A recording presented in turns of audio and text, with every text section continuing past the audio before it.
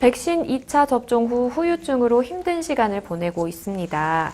백신을 맞은 지는 한 달 정도 됐는데요. 접종 후 림프절염이 생겨서 3주 정도 병원에 입원을 했습니다. 지금도 병원에서 통근 치료를 받고 있는 중인데요. 아파서 계속하고 있던 편의점 아르바이트도 그만둬야 했습니다. 백신 후유증은 병원비가 지원이 된다는데 어떻게 해야 받을 수 있을까요? 또 일자리도 잃었는데 관련해서도 피해 보상을 받을 수 있을지도 궁금합니다. 사실 주변에 백신 이제 맞은 분들 굉장히 좀 많으신 것 같아요. 저 역시도 이제 접종을 완료했는데 이런 부작용 때문에, 후유증 때문에 힘들어 하시는 분들 정말 자주 찾아볼 수 있거든요. 그런 사례 중에 좀 하나로 보입니다. 변호사님은 좀 어떻게 들으셨나요?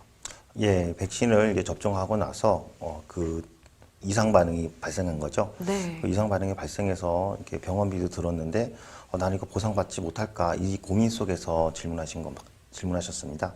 차례차례 설명해 드리도록 하겠습니다. 네, 우선 하나하나 좀 짚어보겠습니다. 백신 후유증 같은 경우에 병원비를 지원받을 수 있다. 뭐 이런 이야기 많던데 이게 법적으로 맞을까요? 예, 병원비를 받을 수는 있습니다. 그렇지만은 내가 백신 후유증이니까 무조건 병원비를 지급받는다. 이건 아닙니다. 예, 감염법 예방법 71조 2항에 따르면 질병관리청이 백신 접종과 그다음에 피해 사이에 인과성을 인정을 해줘야 보상을 받을 수가 있습니다. 그리고 잠깐 자료화면 보시면요. 네. 예, 피해 보상 심의 기준표가 있습니다. 네. 예, 심의 기준표는 총 그 구분이 5단계로 구분됩니다. 지금 보시는 것이 1단계에서 3단계입니다. 이럴 경우에는 피해 인과성이 명백하거나 개연성이 있거나 인과성에 대한 가능성이 있는 경우에는 피해 보상을 해줍니다. 그리고 그 다음에 보시면 그 다음 구분을 보시면 4번하고 5번이 있습니다. 구분해서 보시면 인과성이 인정되기 어려운 경우, 그 다음에 5번이 명백히 인과성이 없는 경우에 있습니다. 지금 말씀하신 것처럼 총 5가지가 있는데 이 중에서 이제 병원비 지원은 4번이 또 나눠집니다. 그 백신을 맞고서 명백하게 자기가 몸이 아파서 병원에 갔습니다. 네. 그래서 시간적 개연성이 있는 경우죠. 이런 경우에 보통 4-1, 4-2라고 표현하는데요. 그 4-1에서 백신과 이상 반응에 대한 자료가 충분하지 않은 경우, 요게 4-1에 해당되고요. 네. 그 다음에 백신보다는 다른 이유에 의한 가능성이 더 높은 경우, 이렇게 두 가지 나눠지는데, 약간 좀 표가, 이렇게 정확히 말씀드리면, 저 표 중에서 4-1번에 대해서만 의료비만 지원되고, 그 다음에 4번 중에 4-2번에서는 의료비가 지원되지 않습니다. 네. 그래서 저 자신이 그 병원비를 사용했다 하더라도 질병관리청에서 저 보신 표 중에 4-1에 해당돼야 의료비를 지원받습니다. 모든 경우에 다 이제 지원을 받을 수 있는 것은 아니고 변호사님께서 설명해 주신 것처럼 내가 어떤 기준에 부합하는지에 따라서 의료비를 지원받을 수 있는 경우 그리고 아예 이제 보상에서 제외가 되는 경우로 이제 좀 생각을 해볼 수 있을 것 같아요. 그렇다면 사실 내가 병원비를 일단은 납부를 하고 나중에 좀 지원을 받고 뭐 이런 절차가 될 텐데 어떻게 할 수 있는 것인 절차라든지 좀 방법이 있다면 알려주시죠. 예, 지금 같은 사안의 병원비를 청구를 하려면 어디로 가야 될지 제일 먼저 고민이실 겁니다. 시청으로 가야 될지, 경찰서로 가야 될지, 어디로 갈지 제일 궁금하실 텐데, 보건소로 가시는 겁니다. 지금같이 자기가 살고 있는 주소지에 보건소에 가셔가지고, 신청을 하시면 됩니다.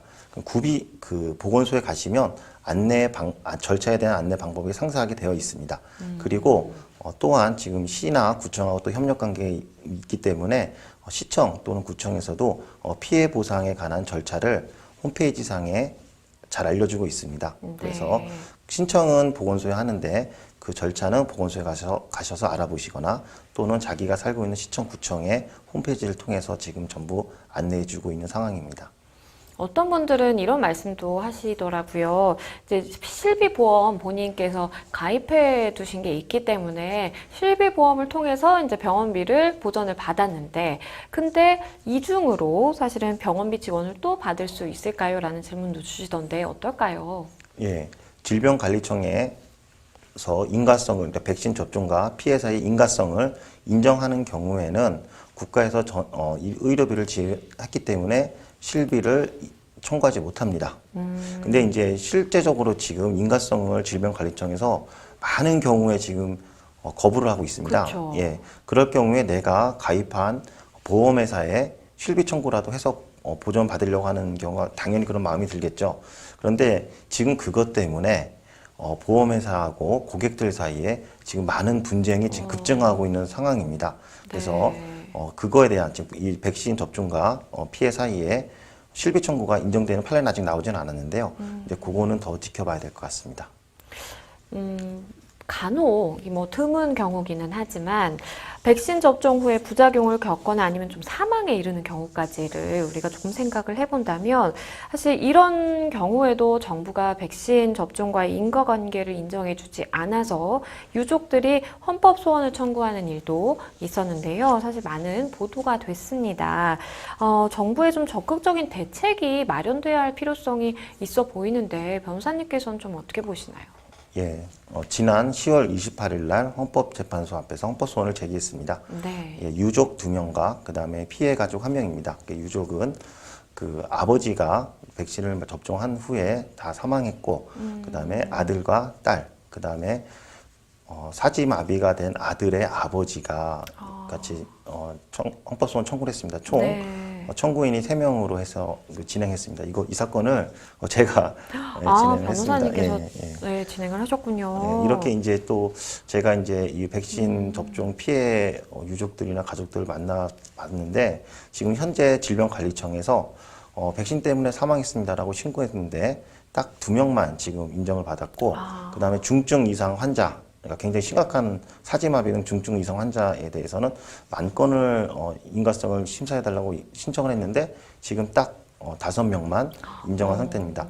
이게 통계로 보면은 0% 되죠. 네. 예, 0% 되기 때문에 굉장히 피해가 심각한 상태입니다. 그래서 이제 피해 가족 및 유가족은 그러면 과연 어떠한 기준으로 질병관리청이 인가성을 인정하는 건지 전혀 알 길이 없는 거죠. 왜냐하면 너무 거부를 부인하고 있으니까 네. 어떤 기준으로 하는 거에 대해서 좀 자세하게 법이나 그 다음에 대통령령에 규정해야 되는 거 아니냐라고 해서 헌법소원을 제기했고 또 인과관계에 대한 입증 책임이 지금 감염법 예방법에 규정되어 있지 않습니다. 그렇게 되다 보니까 일반 법리에 따라서 국민들이 백신 접종 때문에 내 아들이 사망했다 아니면 내 아버지가 돌아가셨다라는 거를 인과성을 입증해야 되는데 이건 고도의 의학 분야라서 사실상 입증을 할 수가 없겠죠. 그러다 보니까는 이렇게 입증 책임에 대해서 국민이 지는 거는 이렇게 부당하게 한 건 부당하다라고 해서 헌법소원을 제기한 상황입니다. 네, 변호사님께서 말씀해 주신 것처럼 사실 멀쩡하던 나의 가족이 갑자기 백신을 접종하고 후유증에 시달리다가 뭐 사망한다라든지 사지마비가 된다라든지 이런 경우라면 사실 가족 입장에서는 당연히 이거 인과성 인정이 된다라고 생각을 할 수밖에 없을 것 같은데요.